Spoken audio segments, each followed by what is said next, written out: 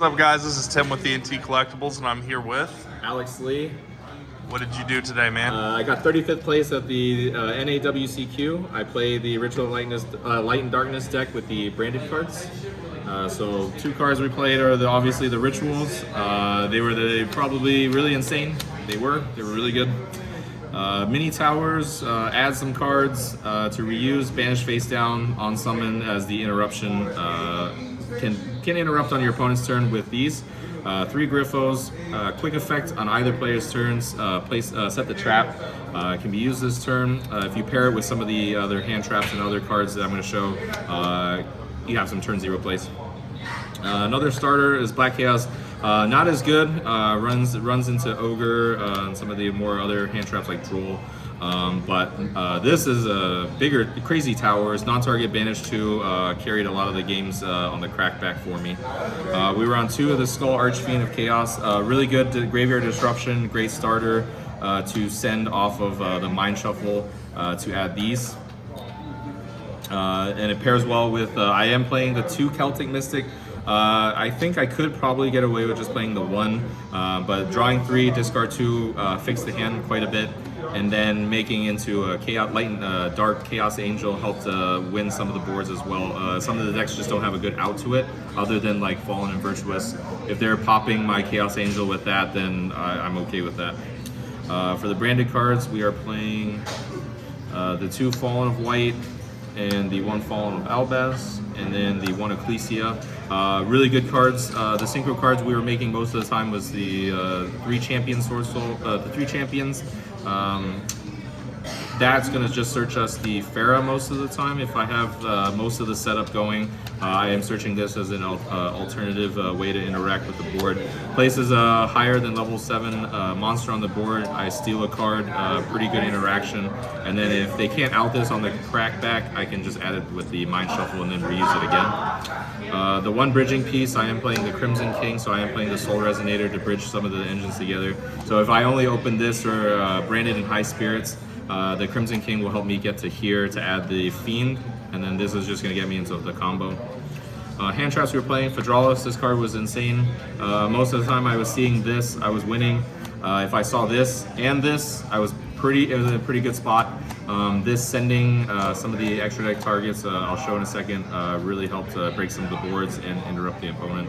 Ash, this was really good against Purulia, not so much Fualos. This doesn't play too much into Fua. Sometimes I just didn't see this, so they would just Fua me and they just hand loop themselves for 1. But I think you still have to play Ash somewhere in the list, so instead of siding, I decided to main it. 3 Fua, best hand trap going into some of the more combo decks like Elf Note or Cool Tune. Those decks are very spooky, especially if you lose the dice roll in this deck. So just have to play it. At worst, I can do the High Spirits, send Rinbrum to get into the combo, so it's not completely useless. For the spells,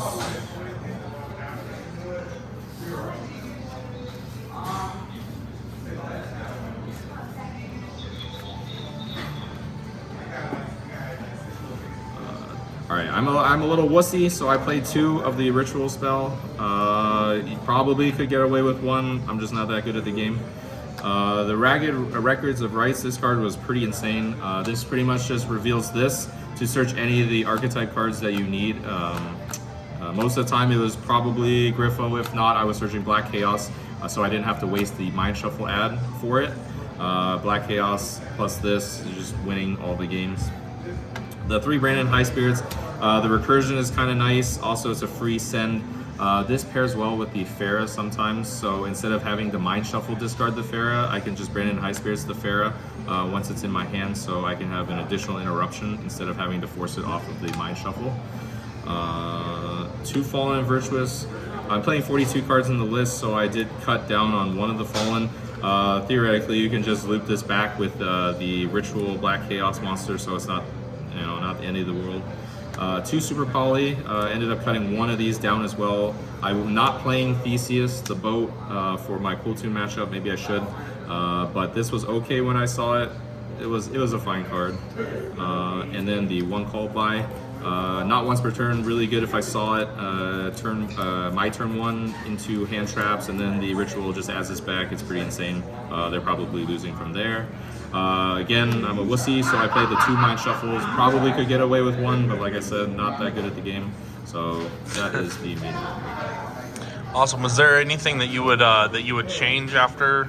I was interested. I saw a list that was playing more of the branded cards. I did contemplate playing the Cartesia. So instead of, if I do have like the combo going, or I needed a better starter, I could maybe just go into the Dark Dragon, summon the Cartesia fused with like, I don't know, the Skull Archfiend in hand or something like that, to get into Grand Wignall. That was a pretty good solid choice. The other option I was thinking of was also maybe playing just fewer copies of the kind of the bricks. So either the Ritual Spell to 1, the Mind Shuffle to 1, or if anything, I'd probably just cut 1 Celtic Mystic. It was fine, but it was like the last card I would go for if I had everything. Sometimes I just needed a Chaos Angel push into the board if my opponents don't really know what's going on. Some of the Celtic Mystic, draw some cards, get lucky, maybe it just eats a hand trap. Conversely, it's just another way to ritual summon. Well, it special summons a ritual monster from the hand. So there are some instances where my opponent would have like Impulse or something spooky for the ritual spell, or if Brand is playing, they have the Retribution. So it was definitely difficult to stick some of the ritual monsters on the board. This is technically another way you can cheat it out, since you probably don't have any setup here for the Mind Shuffle bounce when they interact with the ritual spell at that point. So going into the board, it was okay, but like I said, mostly to bait out a hand trap possibly. If I somehow get lucky, I have the Skull Archfiend in rotation, I can try to quickly make a Chaos Angel for some additional interaction into my opponent's board going second. My extra deck, got 2 cool tokens. The Fedralist targets, played 7 Synchro. The Despian Lulu Walleth was Brandon High Spirit's target for the spellcaster to send most of the time, or I could just send it with the Fedralist to add summon the spellcaster, so it would be Ecclesia. On my if I Fedralist on my opponent's turn, I can have some way to get into a starting play if I brick. So this was the kind of the last resort. Chaos Angel was insane. You just make it off of the Celtic and the Skull. I don't make this at all, really. I just don't see a reason unless you're playing the Cartesia. This was just a follow-up send to add this back with the Albion to make sure you still have enough synchros, because you're looping the Fedralist back. So this to freely loop it back without having to waste a target off of the Skull Archfiend was very convenient. This was pretty insane. Board breaker card if you get there. Also searching mostly the Farah.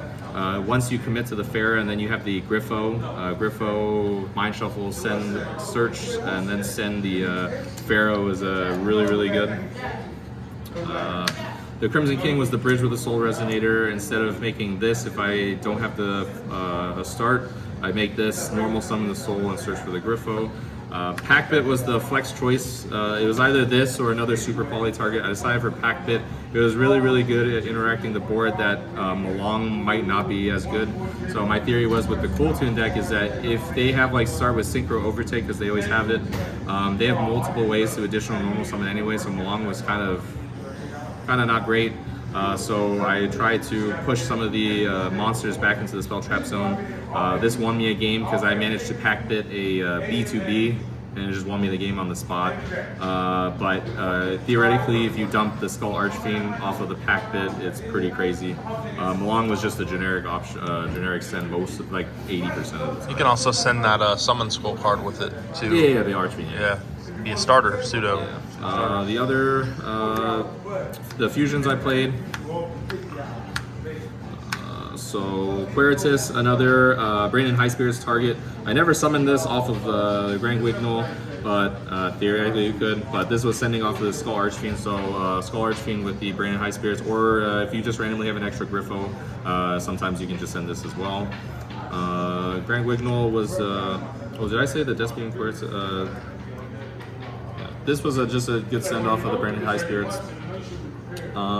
Mirror Jade, I summoned this like once, but once you Rinbrum back your Albaz, some of the Ecclesia Ecclesia, especially the Albaz, theoretically this is another interaction into your opponent's board. I actually only made this once, or if I was in a branded matchup, if they have the any monster that is Fallen of Albaz, I could just fuse their stuff off, but only played one branded and never got to do that, but it's there. Rinbrum was the send, branded High Spirit send for Fuwalos. Also, once you have the Fallen Virtuous set up, you just pitch this, and then you have additional blockers off of the Rinbrum effect, special if they, like a Cool Tune opponent's going for lethal. But this was additional interruption to possibly stall out another turn, because the deck, you just need to stall out. Once you set up your board, you just stall a turn, and then you usually win on the turn 3. So just getting to the turn 3 sometimes is difficult, but once you get there, you pretty much just win. Dogma, I never summoned this once, but you could with the Fallen of Albaz, or the like a Super Poly if you have the correct cards for it. But theoretically, this is really good. Also, an additional send to get into Fallen Virtuous if I need to. Usually that never happens, but it's there. Albion, you just gotta play this for the Fallen Virtuous, obviously. My 2 Super Poly targets, I only played Garura and Mixiosia. This is self-explanatory. I did make this. I was kind of bricked up. I did crash this into something true playable, which was kind of funny. Mixiosia, really good into Elf Note. When they have 2 of the bodies, one was as the most of the Elf Notes are usually Spellcaster and then the the bird. So then you just make something like this. It's pretty good. Or if you're playing against a branded or some kind of branded version where they hit you with the Fallen of White, summon the Ecclesia, then you just hit Super Poly into Mixiosia. If you have your branded cards set up, you can fuse this off with the Albaz into Mirror Jade. So it doesn't come up too often, but that was the thinking into Elf Note. I played 3 Elf Note matchups. It came up once where I summoned the Mixiosia, but they ended up scooping right after that, so never got to see Mirror Jade. For the side deck, we're playing 2 Perulia. This is just really good into the cool. It's pretty good into Cool Tune and some of the Elf Note stuff. They can play around it a little bit sometimes, depending on their hand, but generically pretty good against some of the matchups, especially in the mirror as well. Sometimes they have to give you at least 1 or 2, maybe multiple. If they're playing the Azamina version, this will destroy everything that they love. I decided to play 3 Lava Golem. This was just okay today and yesterday. Most of the time I saw this, it was just not winning me the game. I was just not in a very good position because of all of the bricks you have to play. And then if you don't see a starter, you just unfortunately can't Crimson King into the Soul Resonator because you have to forego your normal summon. But I did play the Art Mage combo deck with the Morphage cards. This helped me break the lock because I drew Super Poly for turn, but they quartet the, I think it's the Morphage Goliath with the Leechery and the Pendulum Scale, so it stops me from interacting with them a whole lot. So luckily, and then the Archmage card I think sets the counter trap for additional interruption. So I give them this over the Goliath and the fusion, and it stops them. It just breaks the board. Unfortunately, he misplayed. I think he was supposed to set up more, but I ended up breaking the board with this. And one time I did see it, it won me the game. The other couple times I saw this, it was not doing anything for me. I did play 2 Ghost Ogre. Ghost Ogre was theoretically good to some of the Elf Note cards when they have the continuous face-ups on the field. Really good into the mirror when you're playing against the Mind Shuffle cards. I didn't see it a whole lot. The one time I did see it, my mirror match, they bricked. And then I just never got to use this. And then before I knew it, I lost. I played 3 Pot of Sloth. Theoretically, this was a very good card. I didn't really see this a whole lot. The times I did see it, I was getting ashed on it every single time. I just didn't have enough hand economy to go into like maybe some of those Cool Tune boards, or mostly trying to use this to fix my hand mostly. Because I opened double Mind Shuffle like maybe 5-6 times this whole tournament, so it was kind of unfortunate. So trying to use this to fix the hand, see some of the non-duplicate starters, or bridge me into, or find me the branded cards was mostly the purpose of this, but it just never resolved for me. Or the one time I did see it, I was already winning, so it is what it is. The funny cards I played the 1 Pharaonic Advent. This is searchable off of the Champion Sword Soul. Searches any level 8 with the same stats. Basically, this will search you a continuous trap. These were the continuous traps I played: Discord and Anti-Spell.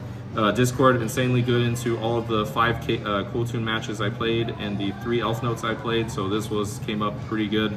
Sometimes I hard drew it and then they just couldn't do anything about it, because if they are playing the Fallen and Virtuous, they just can't out it because I have the Black Chaos Ritual Monster on the board. It just protects, so the only option they can do is just pop the Ritual Monster, and none of their engine can really out this, really, with some of the interruptions I still had. Because this is a level 7 or higher, so I can still bounce this for the BLS Ritual, so I still have this if they out the Black Chaos. Anti-Spell is just generically. And then the last 2 cards I played was the Solemn Acquisition. Halfway through the tournament, I didn't think that these were good enough to side in anymore. This could have literally been anything else. When I'm going first, I'm probably setting some kind of combination of this anyway. Anti-Spell is just so good that I just didn't think I needed a Solemn Acquisition, but I think my reasoning was against maybe evenly matched. So maybe one of these could have just been a Judgment, would have been better, but like I said, these could have been literally anything else.